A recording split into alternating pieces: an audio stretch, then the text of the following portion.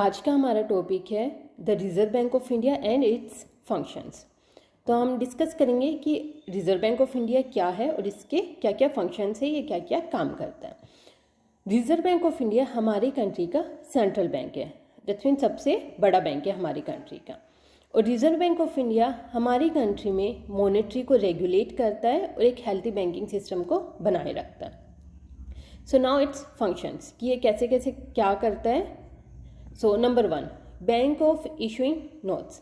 सो जो reserve Bank of India है उसके पास नोट इशू करने का राइट होता है, यानी जितने भी नोट्स होते हैं उन सबको इशू करने का right Reserve Bank of India के पास है, except 1 rupee note and coins, क्योंकि 1 रुपी नोट और कॉइन्स को जो इशू करती है वो गवर्नमेंट करती है।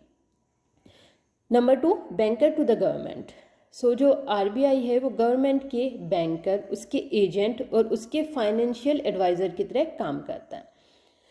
जैसे कि गवर्नमेंट के जितने भी अकाउंट्स होते हैं उन सबको आरबीआई मैनेज करता है, और जितनी भी गवर्नमेंट की सिक्योरिटीज़ होती है या जितनी भी सिक्योरिटीज़ को ख़रीदना या बेचना होता है वो गवर्नमेंट के बिहाफ पे आरबीआई करता है। नंबर 3, जितनी भी पॉलिसीज़ होती है मनी मार्केट को रेगुलेट करने के लिए उन सबको आरबीआई बनाता है। Number 3, bankers bank.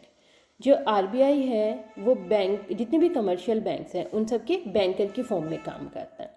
जैसे कि जब भी किसी कमर्शियल बैंक को लोन चाहिए होता है तो वो सीधा आरबीआई के पास जाते हैं और आरबीआई उन सबको लोन प्रोवाइड कराता है।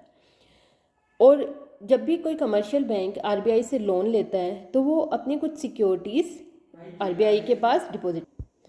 Number 4, lender to the last resort.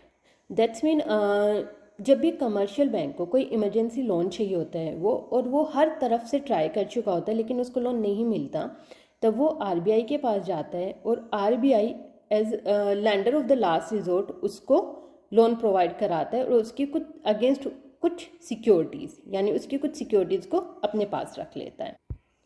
Number 5, custodian of foreign exchange. So जितनी भी फॉरेन करेंसीज होती हैं उन सबको आरबीआई के पास रखा जाता है, यानी उन सबको आरबीआई मेंटेन करके रखता है।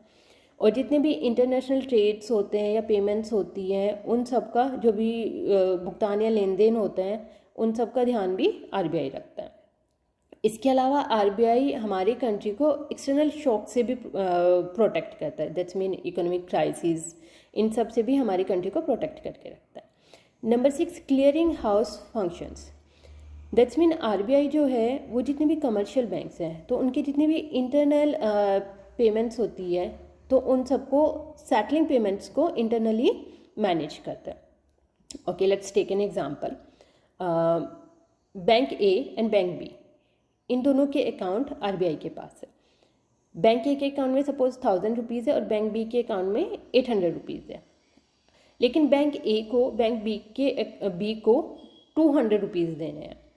सो आरबीआई क्या करेगा, बैंक ए के अकाउंट से 200 रुपीज़ निकाल कर बैंक बी के अकाउंट में डिपॉजिट कर देगा इंटरनली। सो ये इस तरीके से पेमेंट की सेटलमेंट करता है। इसके क्या बेनिफिट होते हैं, इससे जो इतनी भी कैश ट्रांजेक्शन होती हैं उन सबको कम किया जाता है, टाइम एंड कॉस्ट सेव होती है, और जितने भी बैंकिंग ऑपरेशंस होते हैं या बैंकिंग के काम होते हैं वो स्मूथली चलते हैं। Number 7, control of credit and last, this is the last function. So जो रिज़र्व बैंक ऑफ इंडिया होता है वो जितनी भी हमारी इकोनॉमी में क्रेडिट एंड मनी होती है उन सबको कंट्रोल करता है अपने मॉनेटरी टूल्स के थ्रू। दैट्स मीन जितने भी इसके मॉनेटरी टूल्स है like bank rate, repo rate, CRR, इन सब के थ्रू इकोनॉमी में क्रेडिट एंड मनी को कंट्रोल करके रखता है, जिससे कि इन्फ्लेशन और डिफ्लेशन की जैसी प्रॉब्लम से बचा जा सके।